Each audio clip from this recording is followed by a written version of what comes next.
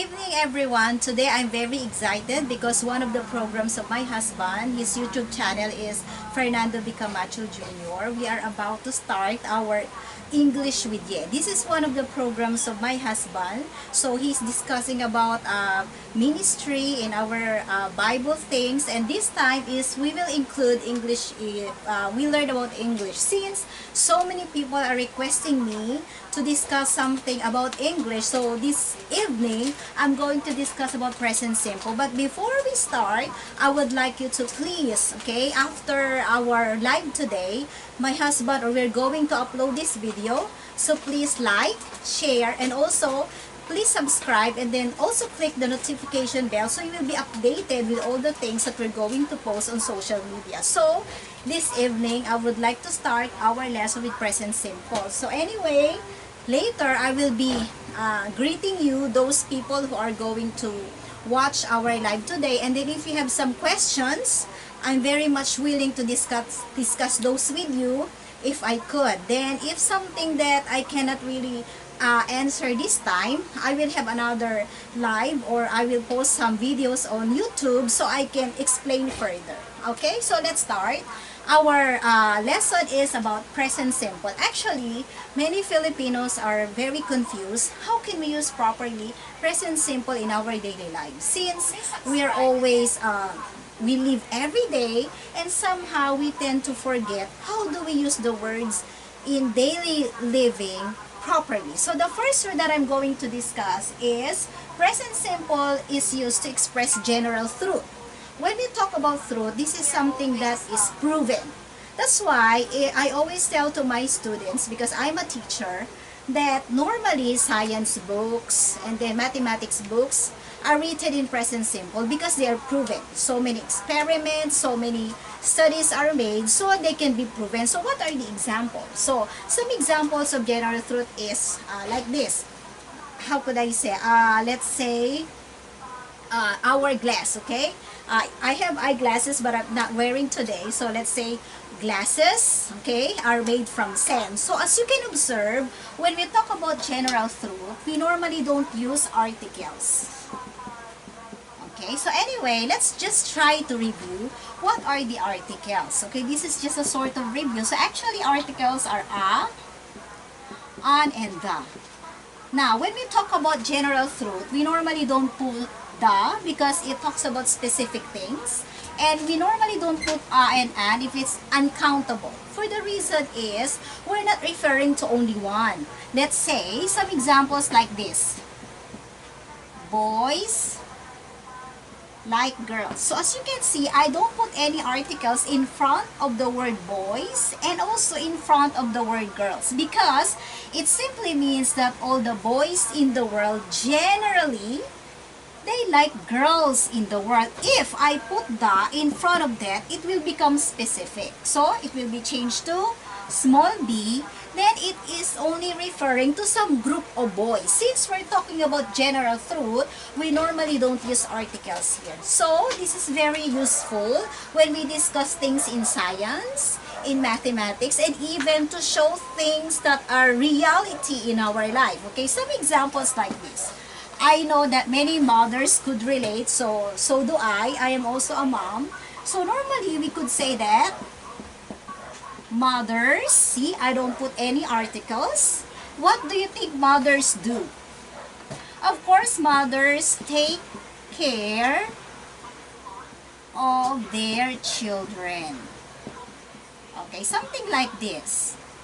So, meaning to say, as you can see, I didn't put any article the, and then I didn't put here, but because this is referring to their children, so I didn't put that because it talks about mostly all the mothers generally in the world. Of course, they take care of their children. Okay, I hope number one is very clear.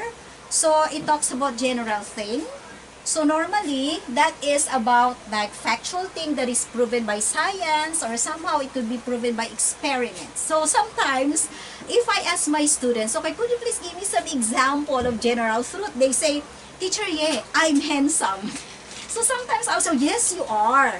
However, somehow, like for example, in the past, if you will be belong, okay, to some sort of survey, let's say Angelina Jolie is sexy or is the sexiest among that kind of field because somebody made some survey. Okay, so anyway, it could be some opinion, it could be also present simple, but it doesn't belong to the general truth. So I hope I make myself clear in number 1. Let's go now with number 2. So present simple is also used to talk about habits. So what do we do every day? So this is very simple. For instance, I wake up at 5:30, I go to school, I eat breakfast, and then I eat lunch, and what time do you sleep? So we normally use present simple, and then to take note of it, when we say present simple, it doesn't have any ing at all. Okay? It doesn't have any ing.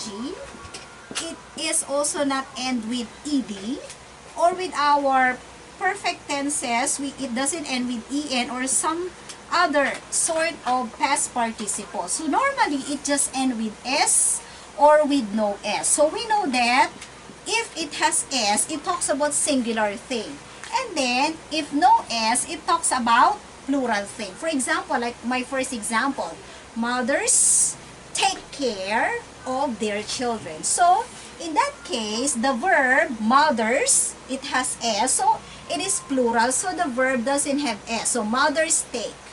Okay, this is also our almost our mistake. We cannot identify the subject and verb agreement. But in present simple, our verbs normally end with s, it means it's singular, and with no s, it means they are plural in form.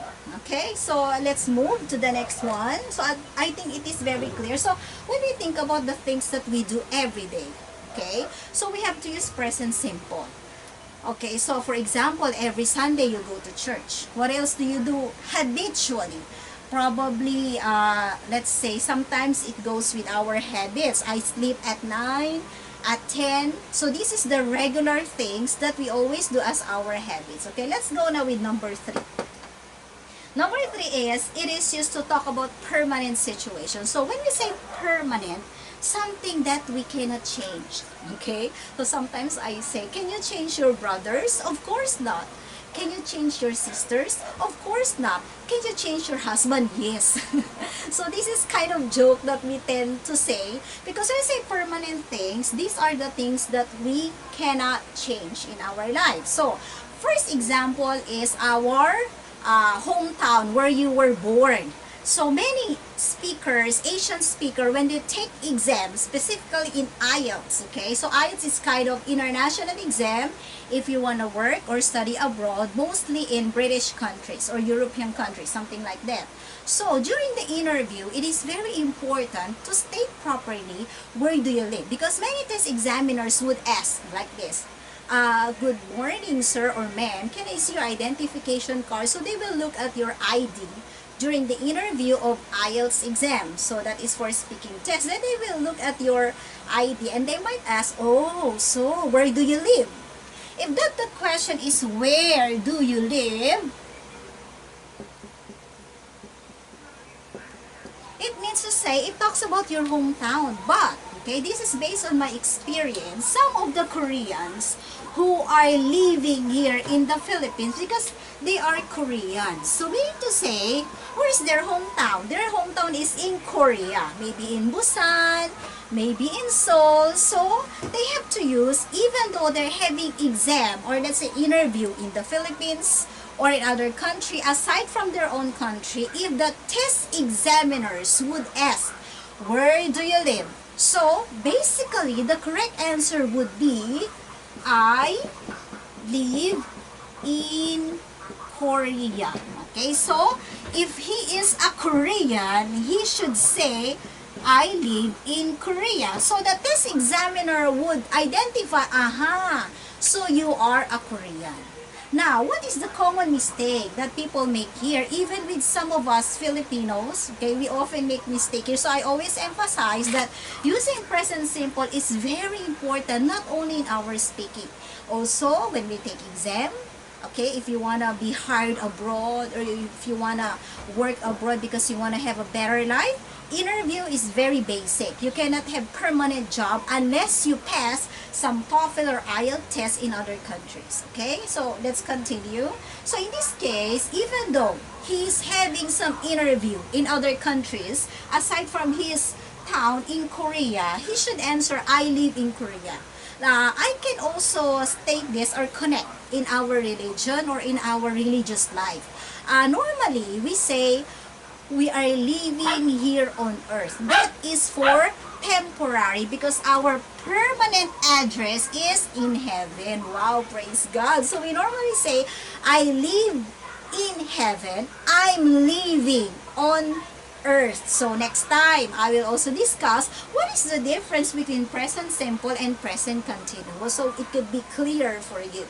So when we talk about permanent things that we cannot change, it should be in present simple without ing, without ed, or the past participle form of the verb or the simple past. Okay, so we have to say I live, the student should say I live in Korea. So similar with us. Let's say we went abroad, then we applied for a job, then we had some interview, then the interviewer asked, where do you live? So we might be confused. I'm now in America. Will I say I live in America or I live in the Philippines? If that's the case, similar thing. So you have to think, where is my country? Where were I born? I was born in the Philippines. So you have to say, I am from the Philippines. Now I'm just living in LA. So we use ing form or the present continuous to show that that is for just short time or temporary things. It's not permanent. Okay, but it could be also permanent later if you become an American citizen, or you can have some dual citizenship. If that's the case, you can use also I live in America. Okay, so I hope it's very clear. So normally we use permanent situation for present simple. What else? Our parents, we cannot change because we love them. So we can say, my father is. We don't say, my father was. Now, if we use my father was, it means before he was not your father. Could it be like that? It's very illogical, or it's very, it's wrong grammar. So we have to say, my father, I'm very proud of my father. So I can say, my father is Pablo M. de los Reyes Jr. So he is my father and he's still alive. So we normally use present simple for something that we cannot change. Okay? Also, in this case, we can say something our gender, like I'm a woman, you're a mom, something that we cannot change biologically. Though nowadays some people, they have transgender and so and so, but originally our body is I'm a woman, I'm a man. So we have to use present simple. So if we want to use ing or simple past, when you say I was a man, so meaning to say before you were a man, now you're a woman. Okay, I hope I make myself clear in number 3. Okay, I'll just finish my discussion before I will entertain some of your questions. Okay, let's go with number 4, the last one. Actually, there are some, but I want to discuss only 4. Okay, the first reason is I want you to remember everything. Actually, I hope you can provide your sentences or your own if you really understood our lesson after. So I'm very much willing to read them. Then if I have some time, I can correct them. Or if something very, very catchy for my attention, like I do in my class, I quote them and then I try to discuss that in class or with you, then we can study together. How can we correct our English in a very proper way? Is it for formal English or is it for informal? Okay, so let's go now with the last one that I'm going to discuss this evening. So the last one is present simple is used with senses verb. Okay, so what are the senses verb? Actually, we have some saying that people have 5 senses. People have 5 senses, but we have the 6th sense, that is common sense. So let's give some examples of the senses verb. I think you know it. So our sense of sight, we see that see, what we feel, okay, look, sound, and then we can add some like sing or appear. So these are the senses verb that normally use present simple. So we can say, you smell so good, right? We say like that, or you look pretty. Now, we always tend to use only be verbs. So this is a very common thing that we use, that we normally use the be verbs. So what are the be verbs? So some review. When we say be verbs, these are is, are, am. Okay, others are past form, so I will not include. So normally they are very, very overused. Okay, I always tell to my students, if you can change this in other sort of verbs, that somehow your speaking or your writing would look like advanced or a little bit not so basic. Because somehow, when we turn high school, when we go to university, we have to change using them. They're very useful anyway. However, we tend to upgrade ourselves in English. So instead of just using is, am, are, we can use like, we say, oh, you are pretty. You can say, you look pretty.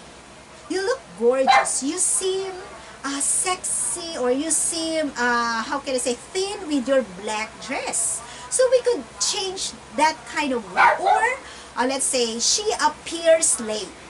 Instead of saying she is late, you know, sometimes if you don't understand the words, they sound like, they sound great. So you're not very offended. So instead of saying to your coworker, you're always late, right? You can say, oh, you seem late today.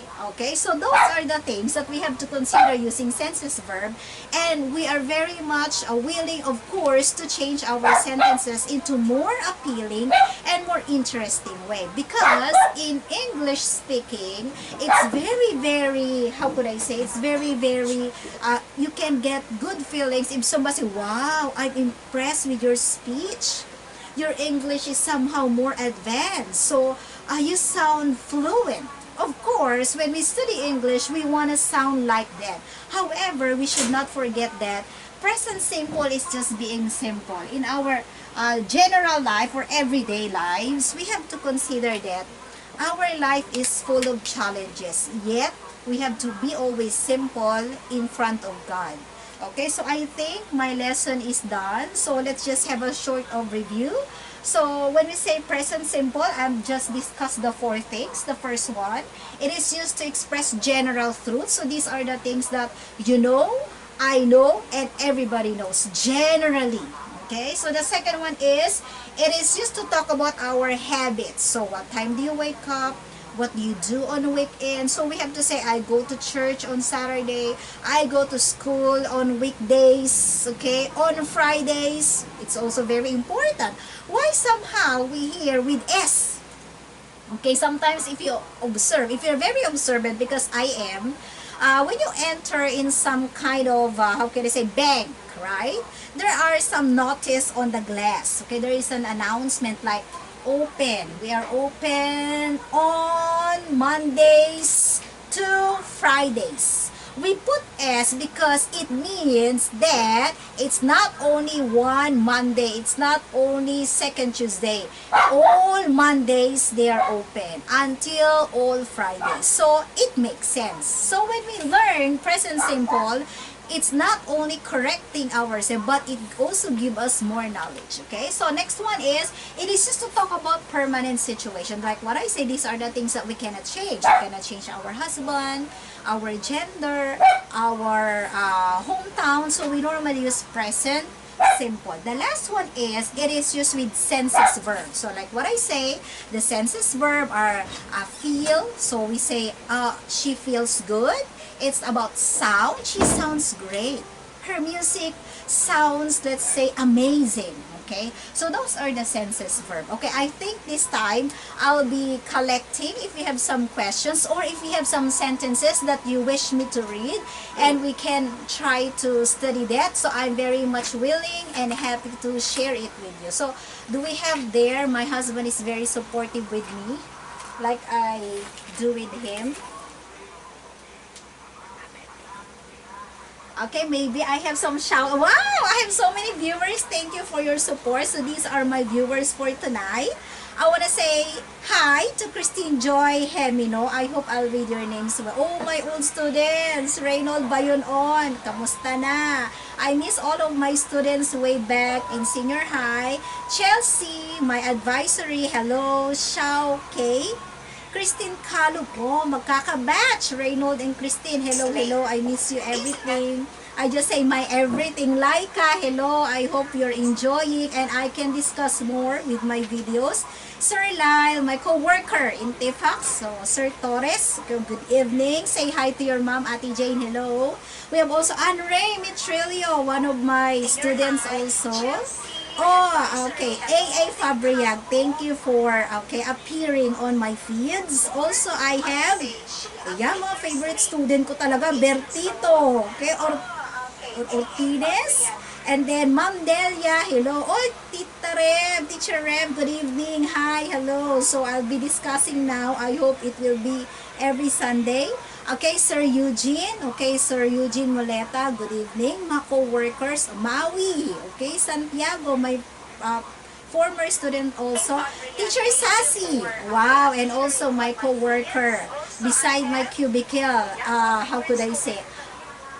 Beauty Queen, Miss Charlene Gonzalez. Good evening to you. See you tomorrow. And next also, Teacher Donna.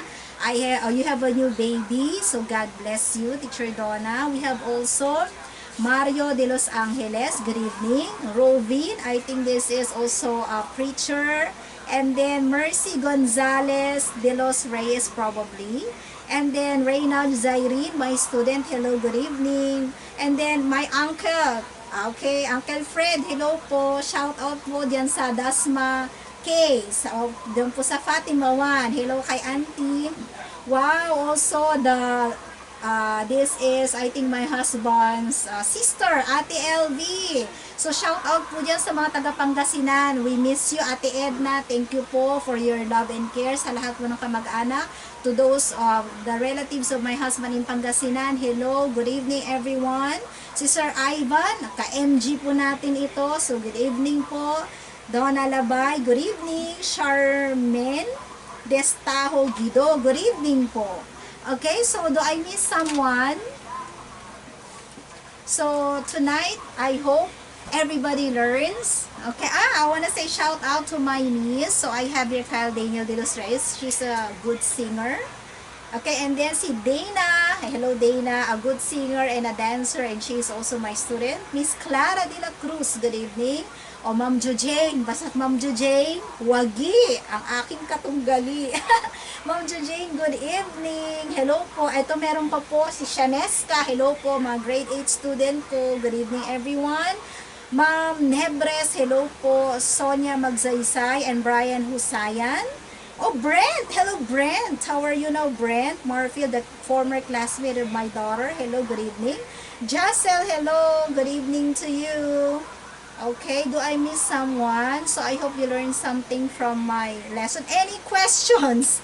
I'm entertaining some questions, or if you want to post some of your sentences, I am be very much willing to read them to you, and then we can see. Don't be scared in making mistakes. Okay, for me, when you make mistakes, you try to learn from them, right? These mistakes will make us more improved, and we can change for the better, for the betterment. Ma'am Ella, okay, hello po. Hi, Miss Ye. Hello, good evening. Ma'am Shara, hello po. Almost my co-teacher. Miss Sonia Magsaysay. Doc, kamusta na po? Na-miss ko po mga classmate po namin sa PISA, doctoral degree. Hello po. Enroll na po ba tayo? Enroll tayo ulit. So, hi lang po tayo ngayon. Okay, next. Who else? I think I didn't miss anyone. Leticia Magalona. Okay. Wala ba? Very informative. Thank you, Miss Sassy. Hello, teacher. Hello po. Okay, who wants to try? Okay, who wants to try sharing your sentences? I miss you, Ma'am Jujay. Na-pressure siya. A good dancer and a teacher of my daughter last year.